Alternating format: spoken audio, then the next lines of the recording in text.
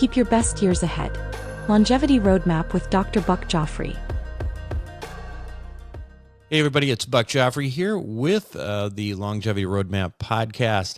As you know, last week we did a little bit of sampling from a Longevity Junkie. Hope you enjoyed that. And if you haven't gone back and listened to all the shows, I'm actually going to release one of the shows that I thought was particularly interesting. And that is an interview with Dan Buettner of Blue Zones fame. Of course, he's the guy who wrote the book, this famous book, and coined that term Blue Zones for these areas around the world where people have a habit of living into their hundreds, like Okinawa, Japan, and Sardinia, places like that. Anyway, really good interview, and hope you enjoy it. I will confess that one of the reasons for the last 2 weeks of these shows being Longevity Junkie oriented is because I am in Colombia getting stem cells, and I will come back and let you know all about how that goes, and we'll do a show on that as well. But in the meantime, hope you enjoyed this interview with Dan Buettner. Longevity Junkie is presented to you by our friends at Acast. Hey, Longevity Junkie, it's time to get your fix. I'm Buck Joffrey, the health-conscious hedonist. And I'm Nikki Lee, the OG Longevity Junkie. Coming up, we're going to talk to Dan Buettner, the creator and host of the massive hit Netflix series Blue Zones, which is named after his own book, and we'll give you a healthy takeout or two at the end of the show. Hey, Nikki, how are you? What have you been up to? Well, the other night I actually went to an event called Promise to Live, and it was about suicide prevention. So I actually have a very personal story with suicide, and so that subject is really near and dear to my heart. And it was a very emotional night. I don't know if you are aware, but do you know who Aaron Carter is? I should. But I don't. Should. Well, here, let's back up. I don't know anybody. I don't know anybody. So, okay, but you know who the Backstreet Boys are, right? Yeah, I remember hearing about them back at UDL. Oh my God. Okay, well, in the Backstreet Boys, there's a member, Nick Carter, and his younger brother. They were both pop stars in their own right, and he actually committed suicide. And his sister was there at the event last night doing a beautiful speech, and I believe it was his wife sang a version of his song that was called Recovery, and it was just like super moving and beautiful. So that's kind of what I've been up to. That sounds kind of emotional. Well, that's interesting. Well, I personally had a little. My catch-up is never as interesting as yours, but in this case, I think it might be more interesting, although probably not something that people want to do. Yeah. I mean, in my head, it's always a little bit of a competition because I'm like, Nikki went here and here and here. And I'm like, I went to Palm Springs with my daughters, Well, what did you do that tops mine? What happened? I had emergency eye surgery. What happened? Okay. Well, okay, producer, can you ring that, play that music when it's about need to know? Because I think this is going to end up in the need to know section as well. Yes, and you can call me Tim. Okay. Boy, producer boy. We're like, producer man.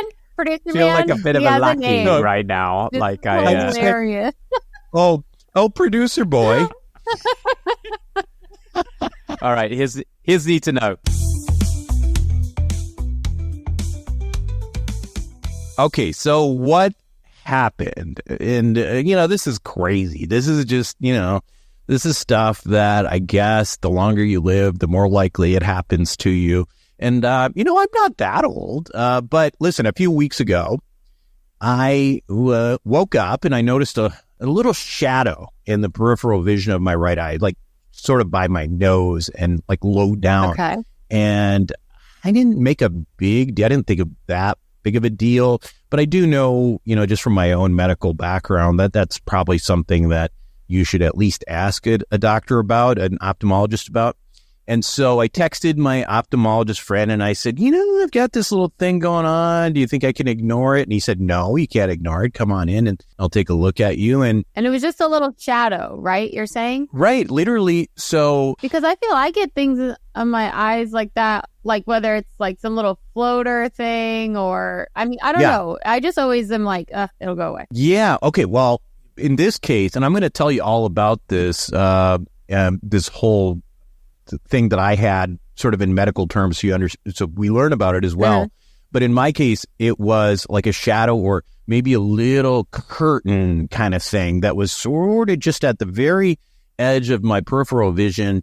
And that's all it was. So I go in, and the next thing you know, I'm having emergency surgery 2 hours later, for what is called a retinal tear, and a retinal tear that ended up turning into a small retinal detachment. So let me tell you about that, because that's like, was your eyeball disconnected? I'm so confused. Yeah, it's at the back of the eye. That's the weird part. Okay, so let me give you some anatomy at least. So inside your eye, inside the globe. Okay, so your eye's like this globe, and inside that globe, there's this clear jelly-like substance, and that fills this space between the front of the eye, the lens, and then the retina is at the back of the eye. The retina is a thin layer of tissue. It's like a projector screen kind of that lines the back of your eye, and it works like a film, like the film in a camera. It captures light, and it sends signals to your brain, and that ultimately creates the image you see. Okay. As you age, which I guess I am, and it's certainly better than the alternative, that jelly-like substance that I was talking about, it starts to change, okay? And it becomes... harden, right? Well, actually, it becomes more watery. It becomes less firm. It becomes less of that. It becomes more watery. And when this happens, it starts to shrink a little bit, and it pulls away from the back of the eye. That retina pulls away, so it separates. And that process itself is called posterior vitreous detachment. Vitreous is that gel substance that turns watery, and the detachment is talking about detaching away from the retina. And it's very common, especially in people. How common? Well, almost everybody has that part happen. Okay. And say 50 or over, and I'll get into this in a minute, but there are certain reasons why it might happen earlier than that for some people. Okay. And it's usually just a normal part of aging. Posterior vitreous detachment is totally normal part of aging that pretty much everybody gets. So when this jelly pulls away from the retina, and here's the thing that you were talking about, you might actually notice some things in your vision, like you might have tiny spots or shapes or floaters. Some people also see flashes of light, which, happen because the jelly can tug on the retina as it pulls away, but it doesn't necessarily tear it. While these symptoms, of course, they're a little bit surprising and stuff, but that detachment itself is actually pretty harmless, and it doesn't cause any lasting damage to your eyesight. Now, wait, quick question. Yeah. The detachment is harmless, and most people go through it. So do most people, like, it just happen and then they all go into emergency surgery, or most people it just, like, I don't know, comes back together? Yeah, everything I told you up to now is totally normal, because the vitreous, that gel-like substance that turns watery, it normally pulls away from the retina, and that is just a normal part of aging. Okay. And while it's doing that, you might notice some visual things, but that in and of itself is not dangerous, right? That's just normal, right? But what happened to me is what can happen during this process. So sometimes when that jelly-like substance in your eye pulls away from the retina during that normal detachment, it can actually tug on the retina, like it's kind of sticky or something. Okay. And if it tugs on it a little too hard, that retina, which is the back of the eye, that screen, it can actually create a tear. And that's what happened to me. Okay, so quick question. Sorry to interrupt, but I'm trying to grasp this. No, I'm glad you are. I'm glad you are. So you said that you got like an extra tug, if you will. Don't you dare. I forgot I was with dudes. Extra tug? What? Extra tug. I didn't know. What are you talking about? Extra tug? Oh, my goodness. Stay on target. Stay on target here. This is interesting stuff. I know, but really, what is that? You did say tug, so that's your fault. Is it because you like moved your eye really quickly or something like this? No. So remember, I said that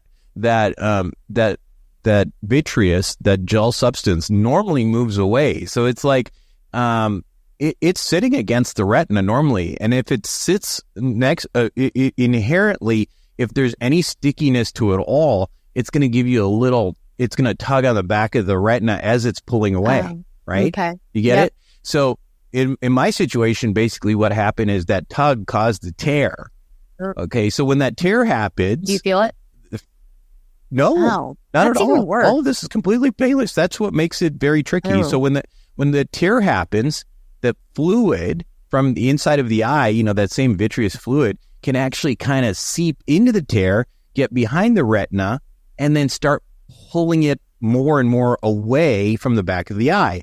And that is a retinal detachment. It's like wallpaper peeling away from a wall. Oh. And if you don't treat that quickly, retinal detachment can lead to permanent visual loss, because basically the retina is completely coming off the back of the eye, and it's critical for capturing light and sending images to your brain. Oh. Any questions so far? Yeah, so you can get blind. So that's great. In fact, you will go blind if you don't get it treated.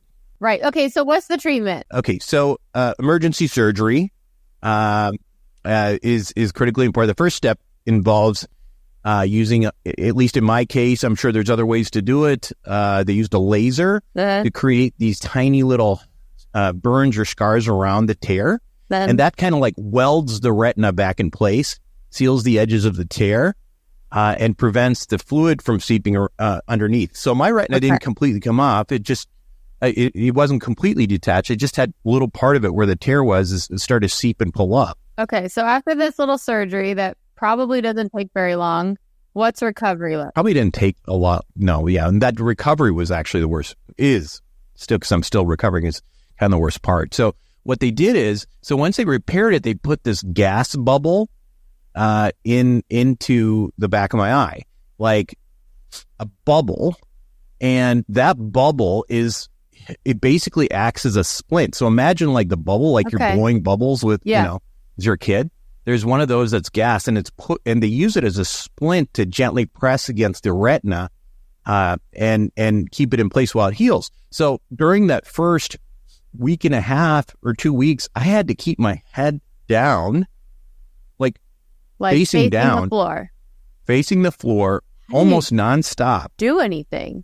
I didn't. I bought like, I actually got one of these massage chair things so that my face could be down, and I was just doing work on my phone. Oh my gosh, were you really? Yeah. And then I got a little mirror so I could watch TV. Shut up. Really? Yeah. Oh my gosh. Wow. The things you'll do to watch Netflix and chill. Well, I mean, I got to tell you, I was extremely bored. I mean, it was just... I would have had to get a walker, I feel like. Did you get like a walker? Because I feel like walking around with your head down. I didn't have any problems walking. Posture damaging. My neck started to hurt a lot. Yeah, exactly. My point. Okay, so let me give some takeaways on here, because this is important. If you experience symptoms like significant increase in floaters, bright flashes of light, or like I said, a shadow or a curtain in any sort of way, it could mean that you have a retinal tear or detachment happening. Now, again, this is an emergency. You need to see an eye doctor right away. If you get it, fixed right away, it can be something that is just a bad memory. Minor, yeah. Okay. And again, now this is usually going to happen around the age of 50 or later, but it can happen earlier if you have risk factors like I do. In my case, what are risk factors? My risk factor was that, so I had LASIK surgery a while back, but it's not from the surgery. I was really nearsighted, like -7, -8, extremely nearsighted. I got LASIK surgery and my vision was perfect. But here's the thing. The anatomy of my eye was still of somebody who was a -7, -8, really, really nearsighted. If you are really nearsighted, you are at a higher risk for this. Interesting. Okay? Now, previous eye surgery, eye trauma also increased the risk. Family history increases the risk. So if you have a relative who had this, presumably because you have a certain anatomy that makes you more prone to this, like for me, that was the case, then that is something. So if you know anyone, or you yourself, or, if anyone you know, or you has these symptoms of floaters, flashing lights, curtains, shadows, all that kind of stuff, get to an ophthalmologist immediately. And hopefully you're just experiencing that vitreous detaching away from the back of your eye, and it was not a big deal. But if there's a tear, you got to know right away. I have a quick question. Yeah. So, yes, Tim. Thank you for naming me. My question is, how did they do this surgery? Did they go in around the eye, or did they have to take it out? Like to get the laser to apply the gas? Yeah. How did they get in there? Okay, so I'm a surgery geek, right? So one of the things I did when I had my face straight down was watch a bunch of videos on retinal surgery, retinal tears. Yeah, well, inform yourself. Yeah, by the end of it, I was like, damn, I should have done that. That's cool. All right, so so what they do, it's interesting. They basically poke these holes through the white of your eye because you got to get to the back of the eye. Okay. You know, the eye that you're seeing is just the front of the eye. Right. There's a whole world back there, a globe. So they poke multiple holes into your eye and to get back there. And then they put little cameras in through those little holes. Now, these are about 25 gauge holes. So I don't know if that's meaningful for anybody, but these are pretty small holes. And then these tiny little cameras that look through it. And then through another hole, they actually bring in the laser. And so they're doing all this through that. It's pretty crazy. This is making me so uncomfortable. Yeah. That is crazy. Oh my God. I'm really sorry I asked that question. I mean, I love that we know now how that works or how that surgery works, but I don't think most people want to know that. Yeah. Well, like knowing that there's going to be little I don't know, robot things maybe going on in my eyeball if something happens. Oh my God. Man, I'll tell you. Okay. I'm just glad they do. I'm glad they do it because, I'm thinking to myself, if I lived in a time when we didn't have this kind of stuff, I just, that's what was going to be my question, or I'm thinking to myself, like before we had these little cameras going into our eyeballs, was this something that people cured? You just go blind. You just go blind. You just go blind? Yeah. If you can't fix this, if you can't go back there and do this, then you're screwed. I mean, really? Yeah. If everyone is going, just about everyone has this happen to them. That's what you were saying. No, they don't. They have the first part happen to them. The first part is but really it just benign. kind of recovers on its own. The first part is just the separation part, right? Okay. The separation of the back of the eye from the vitreous, and that's normal. Okay. But if tearing is not normal, okay, when that process happens, and that's what happened to me. Yeah. Oh my gosh. Okay. Well, I'm sorry. Yeah. How are you feeling? You're feeling better?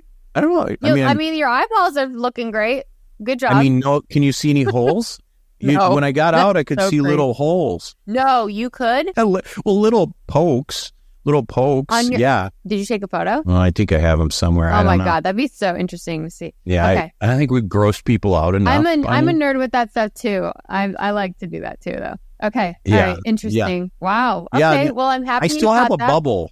Actually, that was another question of mine with that little, the bubble that they put in the back of gas. Does that just disintegrate or whatever, and then you just have gas, in your system? It dissolves over time. Okay. Ooh, how long? So, this is it's like a bubble that's meant to last a long time, and it's actually really annoying. You at this point? Well, no, it's just I can't see very well. It's like looking through a bubble, and now I can look just over the bubble, and it's been about 4 weeks now. That is so weird. Yeah. So I didn't think about that. Yeah. So I just have to, I haven't been hiking or anything because I've been really, if I don't want to fall and screw up the surgery.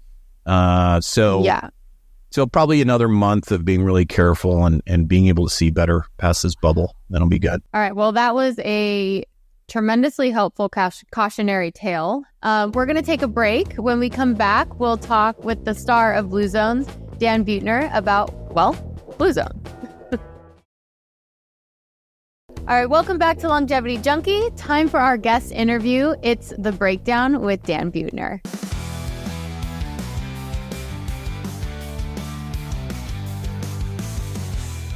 Dan Buettner is an American author, explorer, longevity researcher, and public speaker. He has produced the 3-time Emmy Award-winning documentary TV miniseries Live to 100, Secrets of the Blue Zones, based on his book of the same name, and also holds 3 Guinness records for distance cycling. Welcome to the show, Dan. That's quite a feat. Good for you. Well, they say idle hands is the workshop of the devil, so I keep busy. The part they left out there, Dan, is that you're from the great state of Minnesota. Yeah, well, it turns out we were nearly neighbors.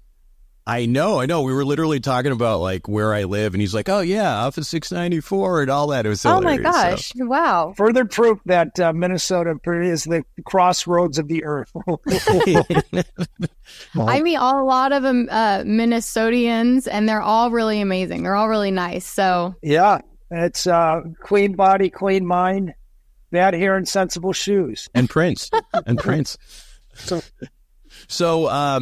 Yeah, so this is great. You know what? I would love to start out with, Dan, is, you were known as the guy who sort of coined the term blue zones, and you had the really successful book and obviously the Netflix series.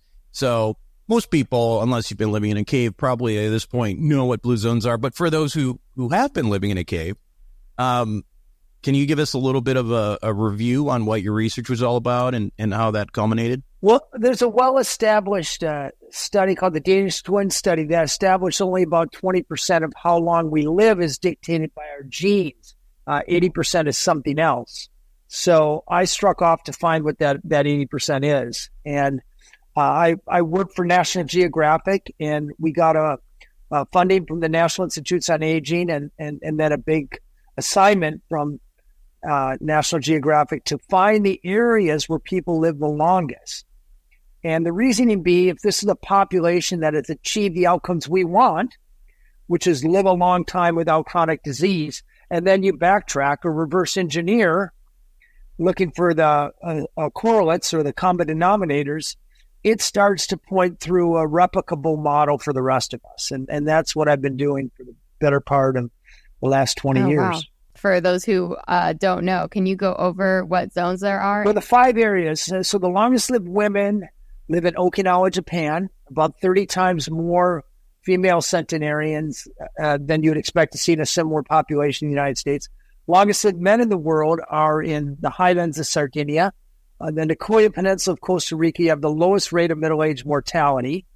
In other words, people there have the best chance of reaching a healthy age, 95 or so, about 3-fold better chance than Americans do.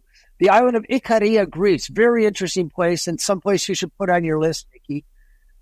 It's a gorgeous island surrounded by the Aegean Sea. Not only do people live about 8 years longer, but almost no dementia. So in the United States, where if you're making it to 85, you can expect about a 50% chance of suffering from dementia. In Ikaria, they live a long time and they stay sharp until the end. And then finally, among the Seventh-day Adventists in Loma Linda, California, this is a population of Americans not far from where you guys are sitting right now, just down Highway 10 on your way to Vegas. This is a population that lives about 7 years longer than their California counterparts. And remarkably, no matter where you go, you see the same sort of common denominators. Now, to your question, Nikki, about are they unique in some way? Yeah, there are characteristics in each one that aren't shared with the other ones. But geographically, you find them all at about the 20th parallel. So actually, there's a map of France right behind me. If you went down to Spain and southern Spain, most of the blue zones are about where southern Spain is, all the way around the world. Why is that? Because they're not in a tropical environment where people die prematurely from infectious diseases like malaria and cholera and diarrhea. And they're far enough south that they can be outside all the time. They're not relying on preserved and canned and pickled foods. They have gardens 3 seasons a year. And, the other thing is they get regular good sunshine. And I know your dermatologist is always telling you to hide from the sunshine or slather your body with sunscreen, but actually our skin is the best vitamin D factory there is. And just 20 minutes with bold sunshine on our arms and our legs gives us more vitamin D than 2 gallons of milk. And if you're living up to Minnesota, like Buck and I used to live, especially in the cold months, you're not getting any of that sunshine. So blue zones are getting that sunshine and that vitamin D all day long. So it's a number of small things that add up to a big result. When you think about the lessons of that research, obviously there's a ton of them, but what are some of the top of mind things that come up when you think about, what do these people have in common beyond the fact that they live at, the 20th parallel? Like what strikes you about it? Like even without necessarily diving into the minutia. Yes. The general pattern, I'll tell you, but then there's an overarching principle and the important insight that should drive everybody listening right now. So the common denominators, they all mostly eat a whole food plant-based diet. So their day-to-day food tends to be peasant food, beans and whole grains and garden vegetables and nuts. And the cornerstone of every longevity diet in the world is beans. If you're eating a cup of beans a day, it's worth about 4 extra years of life expectancy. Wow. Any specific bean? Because there's a lot of beans out there. Yeah, there are a lot of beans. Lot. So there's a couple ways to answer that question. First of all, the research done with any bean. So the first answer should be any bean that you're going to eat on a regular basis. So because if I told you that black beans are the healthiest bean and black beans make you fart or something or you don't like it, you're not going to eat it for long enough to make a difference. So there's a strong argument for chickpeas, which is very high in folate, and it's also used in hummus, and we tend to eat a lot of hummus. There's also an argument for lentil beans. Why lentil beans? Because it only takes 20 minutes to cook, and you'll actually do that. But the healthiest overall beans is back to my original crack, is probably black beans, because that black coloring you see in black beans, the same beans you get in Chipotle, contains the same antioxidant as blueberries do. So you're getting not only the fiber and protein from bean, but you're getting a high antioxidant content. They're amazing. The health of America will arrive on a bicycle carrying beans, to use a metaphor. It's so interesting when you think about right now, Nikki and I are both sort of knee deep in talking to a lot of people about longevity science and all sorts of things. And certainly there is a contingent out there who talks about the whole food, peasant food kind of approach to things. But obviously there is this other movement that, heavy protein, carnivorous diets, things like that. I mean, these are things that, I don't even know if they were possible necessarily culturally over the centuries, but just your thoughts on that. I'm sure you've kind of, you've heard these arguments and just kind of your take on it. Yes. Well, the heavy meat diet has been around for a long time. Atkins, you remember the Atkins diet that promoted heavy meat. Of course, Atkins dropped dead at age 68 of a heart attack. So that, it's not a very inspirational leader there. But I actually just did an article or interview for the New York Times on this. You cannot point to any population in the world that ate a meat-heavy diet that lived a long time. The Maasai, the Inuit, they're all life expectancies early 60s. Yeah. And what we found here in blue zones are populations that at middle age, our age, they can be expected to live an extra 10 years without heart disease, diabetes, obesity, and several types of cancer. And even though they eat meat, I'm not going to say they're all vegan, they're not, but they're only eating meat about 5 times per month. And it's a celebratory food. It's after church on Sunday. It's the Lunar New Year. It's a birthday. It's a wedding. So the average American eats about 220 pounds of meat a year. That's about a bathtub of dead animal. And in blue zones, they're eating about 20 pounds a year. And I'm not going to try to marshal in any sort of molecular arguments here, but I will tell you there's 5 cultures around the world manifestly living longer than we are, and none of them are high in meat consumption. Are they doing a lot of fish? No. Yeah, like pesco-vegetarian. Yeah. Not No? no. First of all, Nikki, it's a great question because you look at blue zones, they're on islands like Okinawa and Sardinia, and they're close to the ocean. But they're back far enough that until very recently, it took a day to journey down to the ocean. So, for example, in both Italy and Sardinia, they're up in the hills and hidden to avoid seafaring invaders throughout history. There was always a big problem with pirates and Phoenicians and even Romans. So they hid up in the hills. But that meant it took a day to get down in the ocean. The seas were not very inviting, so they had to go to sea, and then they had a day to get back up to their village. So it was so time intensive to get fish, and the fish was often semi-spoiled by the time it got to the village. They did eat some dried fish. They very occasionally ate fish, but it was just easier to eat beans. By the way, beans, for example, we were talking about chickpeas or garbanzo. Ounce for ounce, they have almost as much protein as steak and none of the saturated fat. And all the fiber. Steak has no fiber. Chickpeas has a ton of fiber. And as Buck, you well know, our microbiome is fueled on fiber. And if you don't feed your microbiome, it doesn't produce the short chain fatty acids, which modulate our immune system and tamp down inflammation and so forth. So I understand there was actually just another blue zone announced, right? In my Netflix series, Live to 100, I announced Singapore. Why Singapore?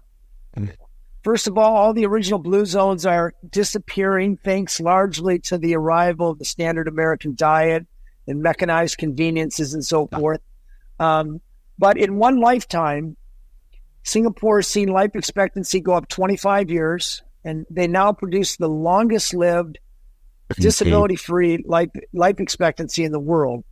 So in Singapore, an average person can expect to live about 12 extra years in full health.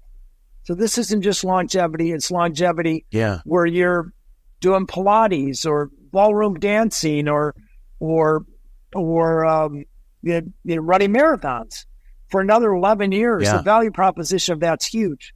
So for both my book and Netflix, I tried to unpack, what are they doing? And by the way, this is a manufactured blue zone. It's like you guys are in LA or something like that. Santa Barbara over here. I'm in LA. She's in LA. So Los Angeles is a melting pot. You know, you have Native American, well, not many Native American, but a lot of Latinos, a lot of African Americans. You have, Minnesotans. It's a melting pot. Singapore is the same way. It's got Chinese, it's got Indians, and it's got the Malay. And they have rather miraculously engineered a society that is producing another 12 years of good health, and they're replicable. Is there a now, I don't really know for sure what the diet would be in Singapore. Obviously, when you break down some of those, some of them are Indian. I'm of Indian heritage. Not a great diet. Tons of carbs, lots of rice, breads, things like that. Is their diet different than a lot of the other Asian cultures? First of all, I don't know why carbohydrates has become a dirty word in diet. Every major ingredient in the true diet of longevity is a carbohydrate, but it's a complex carbohydrate.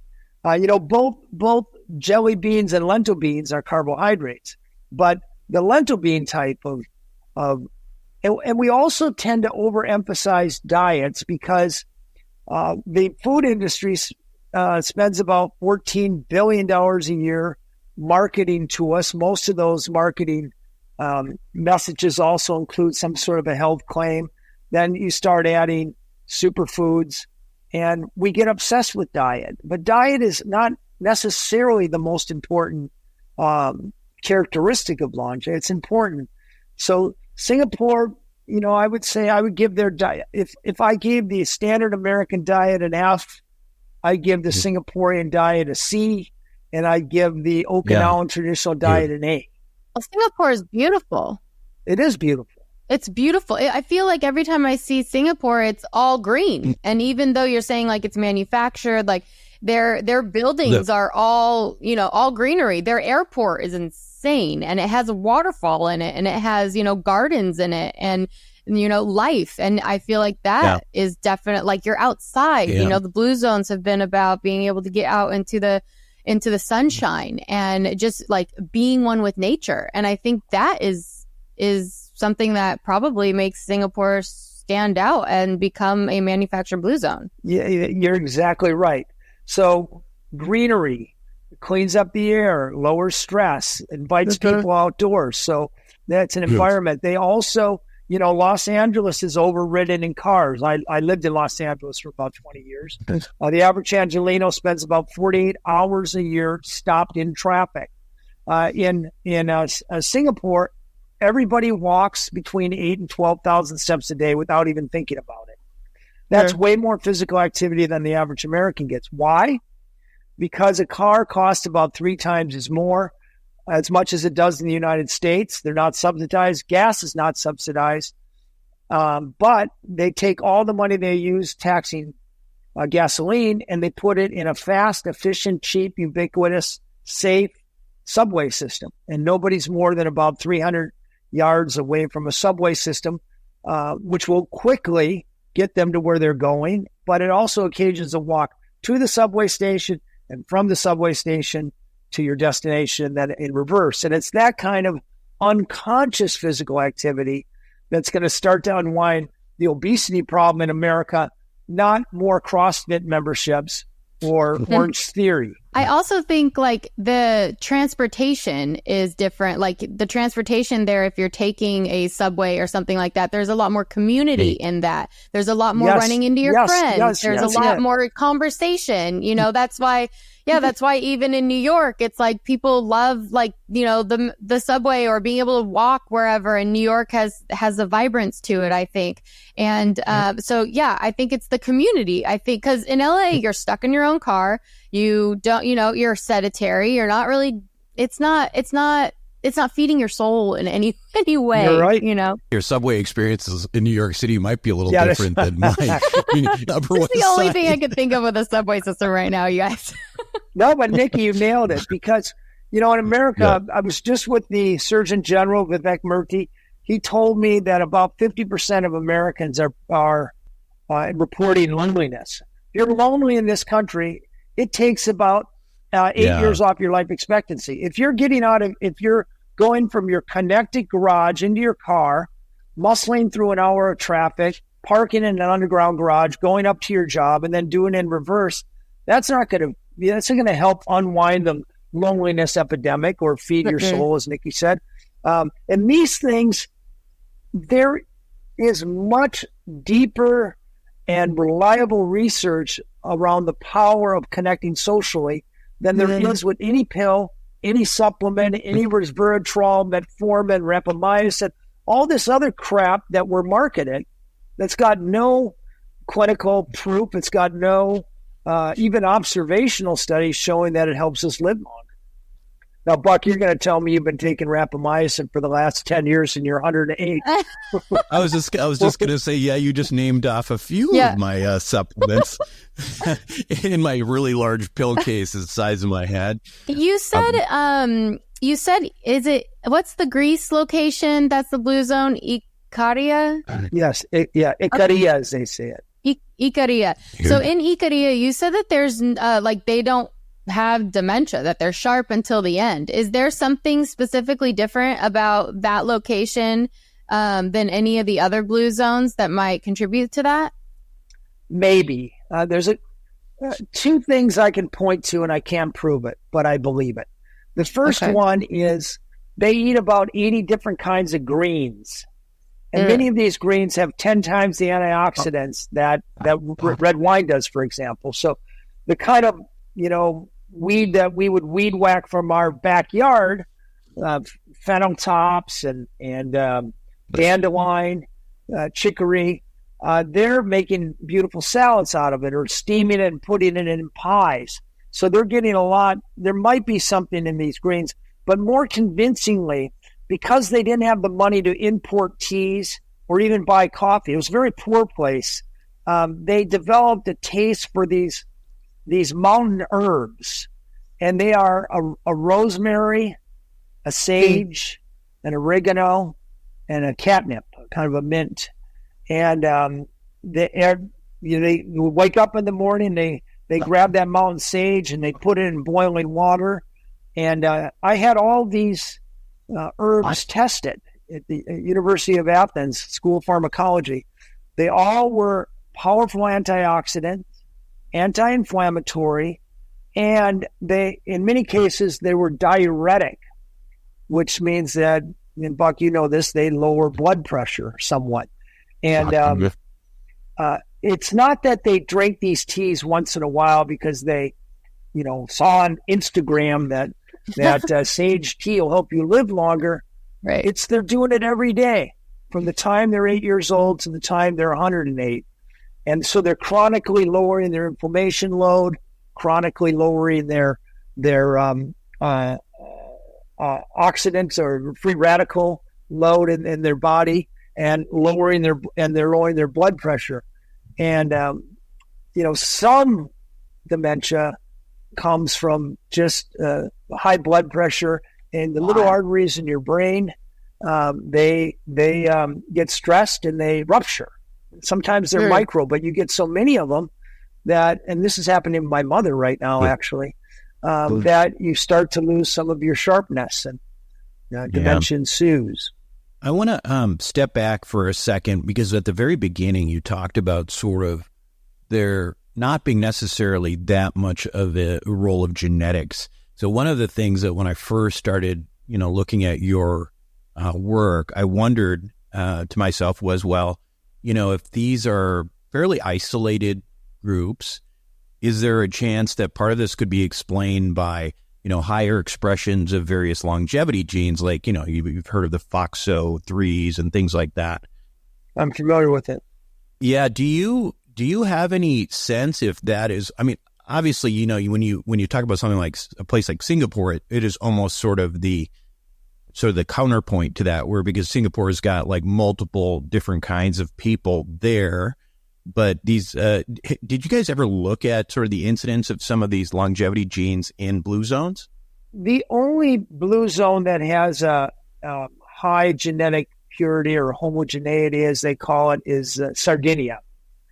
And interestingly, my colleague, Dr. Gianni Pes, did a study that followed the children of centenarians, so the kids of people who made it to 100, and the spouses of centenarians. So children have the same genes or a variation of the same genes. Spouse has not necessarily any of the same genes. Children of centenarians had no better chance of reaching age 100 than the average population, but the spouses did, which suggests that when the spouse and the centenarian have eat the same food, share the same microbiome,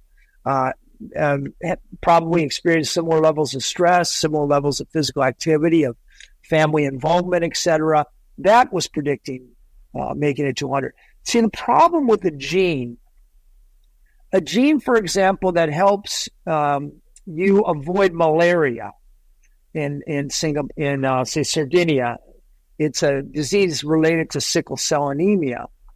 That gene, when doubly expressed from both the parents, for example, actually raises your mortality. So in an environment where there's a lot of malaria, which was the case in the 1940s in Sardinia, that longevity gene was protective, but now when you don't have malaria, it actually goes against you. So a lot of these genes cut both ways. But none of the other blue zones do you have a pure population. It's a melting pot in every case. So I would say Okay, and to put a finer point on it, you could be born with a shitty set of genes that you develop childhood cancer at age 10, or you are predisposed to cardiovascular disease and you're dead at 40, and that's 1 or 2% of people. On the other hand of the spectrum, you can pick a set of genes that would enable you to smoke your whole life, drink a fifth of whiskey, and make it to 100. Those are the people who give my work a bad name. But the average person, That's Keith Richards, right? I know. Isn't that? and Mick Jagger, for Christ's sake. I mean, and then you got Richard Simmons going. Yeah, he Richard did it at Simmons just went 77. down. I mean, and he exercised all the time.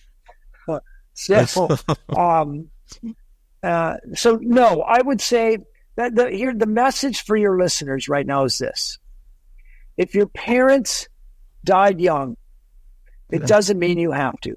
And conversely, if your parents lived a long time, you can't just eat McDonald's and drink a 12-pack every night and watch reruns and leave it to Beaver all day long and expect to live a long time, even if you take rapamycin. Yeah, you have to take control of your own health. I would put a finer point on that and say you take control of your own environment. Why do I say that?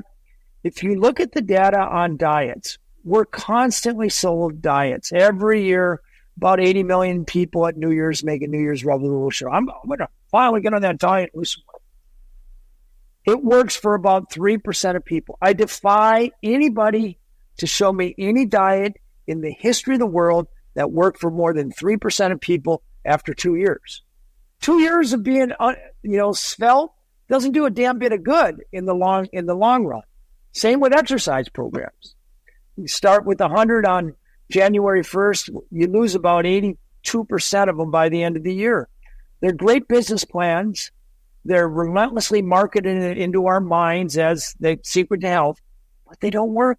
Nikki and I were talking yesterday when we were doing another show afterwards about how the irony is that when you think about what the so-called American dream is really these days, right? It's like I'm in the big house in the suburbs, maybe with a gate. Like, you're in Montecito, I live behind a gate and a great big house, but I can't really walk anywhere specifically, just because it's a little bit too far to get to, the grocery store or whatever. So I get in the car. And so those kinds of things actually are aspirational for people, but they're in reality, they're sort of against the entire ethos is what would probably make us both healthier and happier. That's right. So if you live in a walkable neighborhood, for example, the physical activity level is about 20% higher than in, Montecito. I used to live right next to Montecito, or an American suburb. So the problem is more than 3/4 of Americans don't even get 20 minutes of physical activity a day.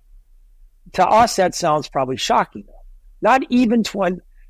So they're not even walking 10 minutes. They're not walking 15 minutes.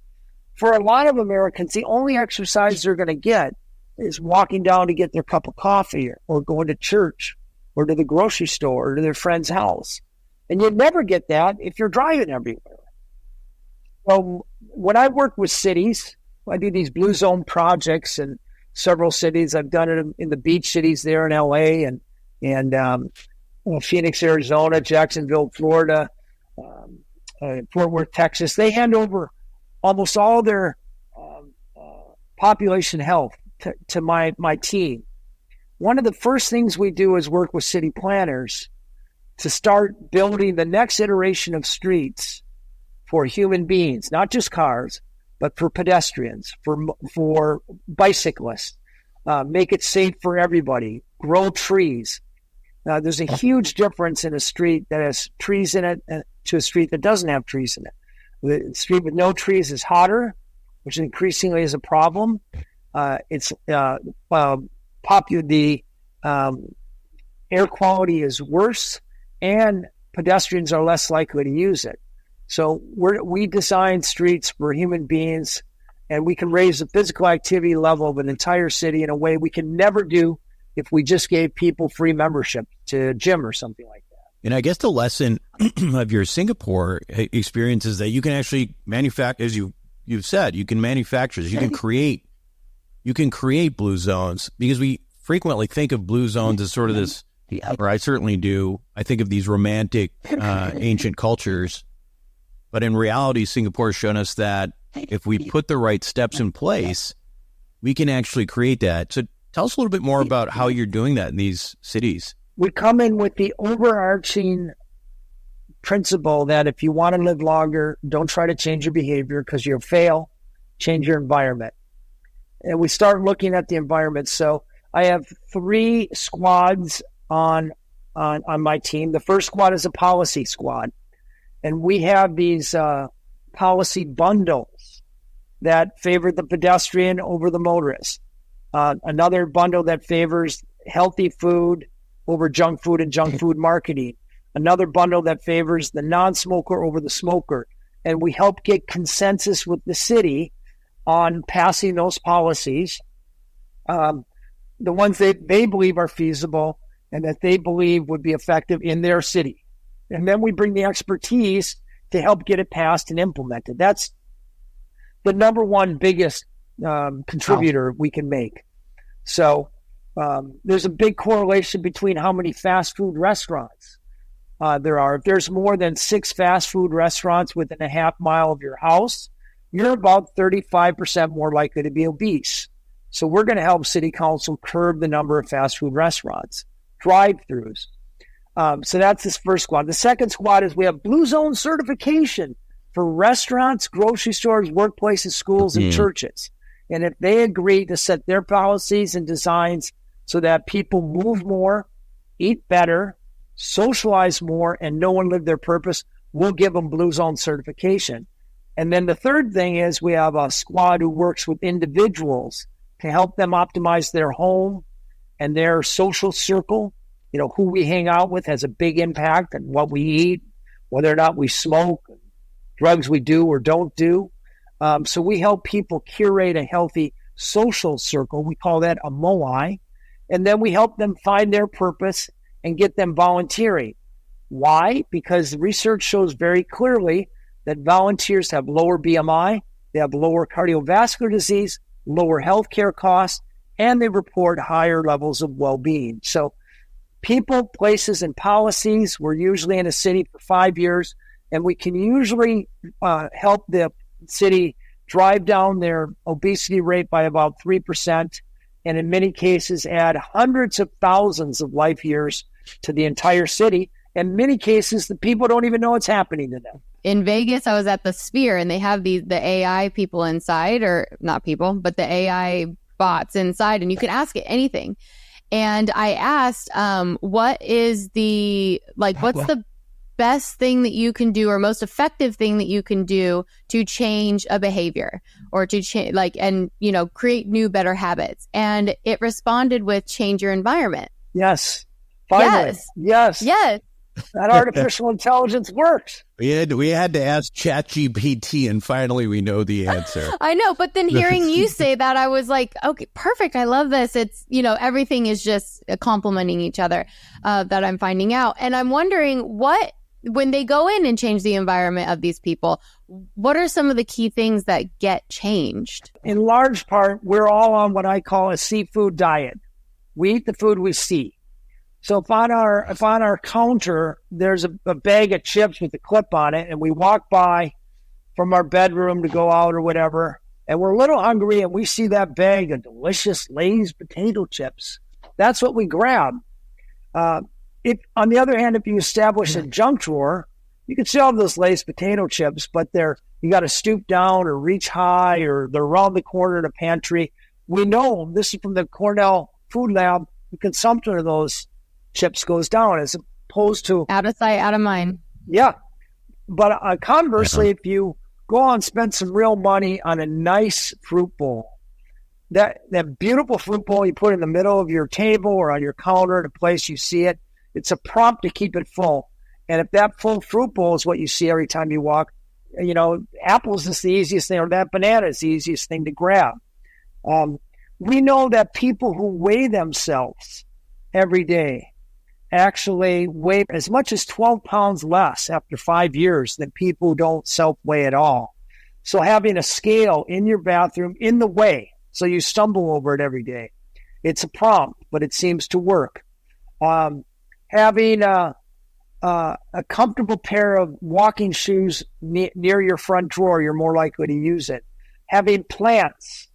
People who have plants in their house are living in an environment with cleaner air, and they're also nudged to water them regularly. Having a toaster on your oven. Toaster on your counter. People who have a toaster on their counter weigh about 4 pounds more after 2 years than people who don't have a toaster on their counter. Why? Because almost nothing that comes out of a toaster is good for us. Right. So Pop-Tarts, bread. I was just thinking Pop-Tarts too. But Or, maybe. Yeah, I actually put my toaster away. That's really funny you said that. So all these help. And the big thing to remember is longevity is not a silver bullet. It's a silver buckshot. It's doing 2 or 3 dozen small things that influence your unconscious behavior on a daily basis for decades or a lifetime. There's the value proposition. That's how people in blue zones do it. And we know that this body of ours should make it to 95. I don't blame the hyperbole of 120 or 150. These longevity virtuosos tell us. Theoretically, perhaps, but the reality is the average maximum life expectancy of the human species living in the first world is maybe, for women like Nikki, it's 96. For guys like us, it's 92. But the average is about 94. 94, 95 is what we can expect. So, in terms of policy-wise, too, there are certain things, certain behaviors that you've probably noticed. I know Nikki wanted to ask about sleep, right? I remember you were curious on that. Oh, well, I just wanted to know that in these blue zones, like, do they get more sleep? Do they have you noticed like an average hours of sleep per night for where those people are living the longest? Or yes, it's about 8 hours plus a nap, and they get good sleep. And the reason is they don't have any electronic games or screens in their bedroom. They don't have little blue lights next to outlets or gadgetry. They typically, there's not much to do after the sun goes down, traditionally speaking. So the sun goes down, they're usually in bed in an hour or two. And they come up when the sun rises. Usually it's about 8 to 10 hours later. On average, in blue zones, they're sleeping 8 hours. But in America, it seems that the ideal amount of sleep is about 7.5 hours, at least reported anyway, 7.5 hours. Your latest book is actually a cookbook, I'm hearing? Well, my latest book was Lessons for Living Longer, which is a summation of all my work. But I do have a line of food in all Whole Foods nationwide and several other stores called Blue Zone Kitchen, which are all the foods are formulated for longevity with a maniacal focus on deliciousness. And they are the top 3 selling plant-based foods in America right now. People magazine labeled the #1 new plant-based food, and they're cheap. Congratulations. And they're delicious. And they're in your frozen food section. At Whole Foods? All Whole Foods, yes. Oh, awesome. I have one right down the street. I'm going to go check them out. And they're called what? They're just called Blue Zone? Blue Zone's Kitchen?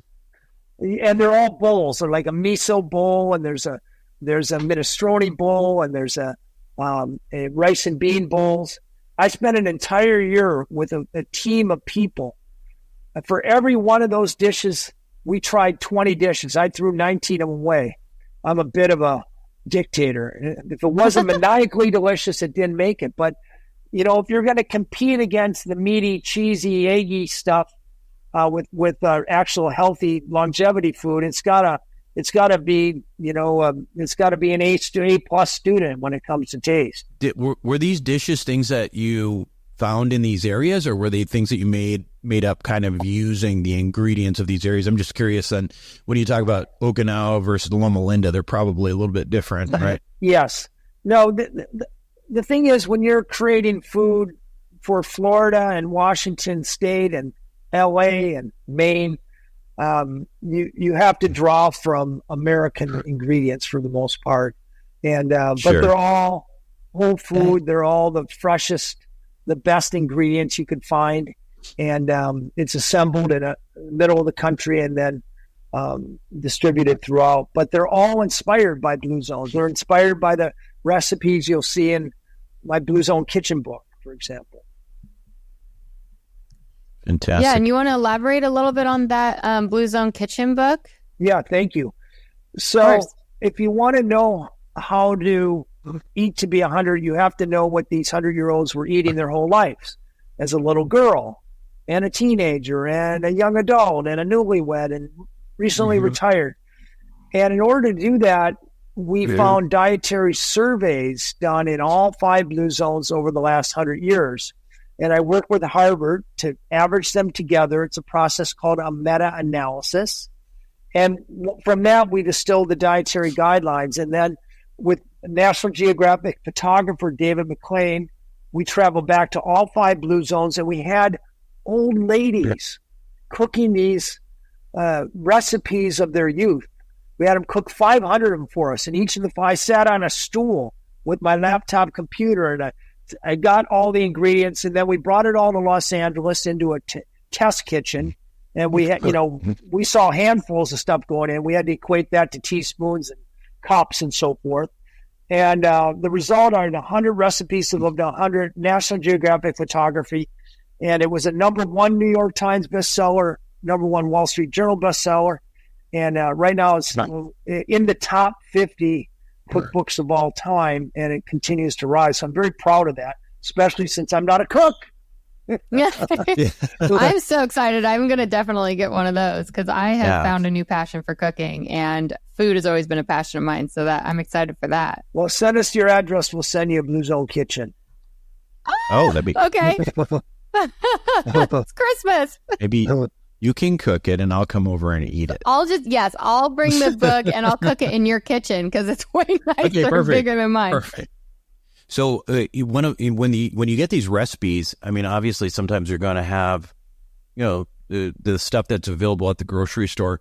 How do you avoid, some of the over processed element of what we see in American ingredients when we add the stuff? Well, there is a little flour in a lot of the ingredients. So if you want a healthier a loaf of bread, for example, you can start with regular white flour, but when you put it through the process of making a sourdough bread, a lot of the gluten is metabolized out of it. So the point is they're not ultra processed foods. The moment you grind wheat, it becomes processed. The moment you put a blueberry in a blender to make a smoothie, it becomes processed. So I'm not saying they're all completely unprocessed, but they're not ultra processed food, which is not real food, to tell you the truth. Lastly, it's not likely that we're going to go and move to a Blue Zone, right? You can't just up and move, even though I would love to do that. But with that said, how can we actually create more of that Blue Zone essence under our own roof? Like, do you have maybe 3 simple things that we could do? Yes. I'd say first and foremost is curate your immediate social circle. Your 3 best friends are unhealthy and obese, there's about 150% better chance that you'll be overweight. And while I wouldn't tell you to dump your old friends, I would tell you that proactively bringing 2 or 3 people in your immediate circle whose idea of recreation is pickleball or biking or tennis, people who care about you on a bad day, people are going to push you a little bit. And it's not a bad idea to have a vegan or vegetarian in your immediate social circle because they're going to show you where and how to find delicious plant-based foods so you'll actually eat it. So we're enormously influenced by the people we hang out. So that was the first thing I would optimize. Secondly, I get really clear on my sense of purpose. People who have a strong sense of purpose are living about 7 years longer than people who are rudderless. So knowing what you're good at, what you like to do, what your passions are, and an outlet for those. And 70% of Americans actually get no purpose at their job. That's according to a Gallup poll 2 million workers. So that means you need to find it outside, either through volunteering or a group of friends or a hobby or something. But purpose is so important to wake up and feel like your life is meaningful. And then the last thing, and I think the biggest thing, is put your hands on a whole food plant-based cookbook. It doesn't have to be Blue Zones. It can be anyone. Page through it and find a dozen recipes that appeal to you and actually cook those recipes. And it's not until America stops eating out all the time, stops buying our meals and throwing them in a microwave or buying from a convenience store, that we actually cook. And we need not only the hardware to cook, and it doesn't take a lot, but you might need an Instapot or you might need some pots and pans, but also the software, which is the know-how to do it. But most importantly, tasting those dozen recipes until you find a handful that you love, then my job is over. You're going to go back to it every day. And I start my day every single day with a Sardinian minestrone. You can get the recipe at my website, danbuettner.com. But that it's a soup with a lot of beans and vegetables in it. I put avocado on top. I might put a little bit of Parmesan cheese on the top. I can't wait to eat it in the morning. It gives me all my fiber. I don't get the insulin spike from eating a cereal. I don't get the saturated fats from eating eggs and bacon. And I get about half of the nutrients I need for the day. And it's savory, delicious. I make that myself. I make it every day, every week. And I freeze what I don't eat the first day. And I'm really set. I think it's the best longevity cocktail you can buy. Dan, thank you so much. I do appreciate it. It's been great talking to you. Pleasure's all mine. Well, I hope to see you guys again. And if anybody has questions they didn't get answered, I'm on Instagram at Dan Buettner. I answer all of my questions myself, as Nikki knows. And I'm happy to stay in touch. And I hope to see you when you're 100. Thank you so much, Dan. All right, we're going to take a quick break. We'll be right back with our healthy takeout. Welcome back to Longevity Junkie. Time for healthy takeout. So what did you think? What'd you think? I mean, I'm sure you watched I'm sure you watched his show and stuff like that. Yes. What do you, I mean, well, so I what's have a your lot thoughts? more places that I want to go on my bucket list. For sure. I mean, I'm just like, I want to be in Sardinia. I want to be in all these great, beautiful places. But one of the things that stuck out to me is in my own journey of learning and, being more health conscious and stuff, I've definitely realized that it always starts with yourself.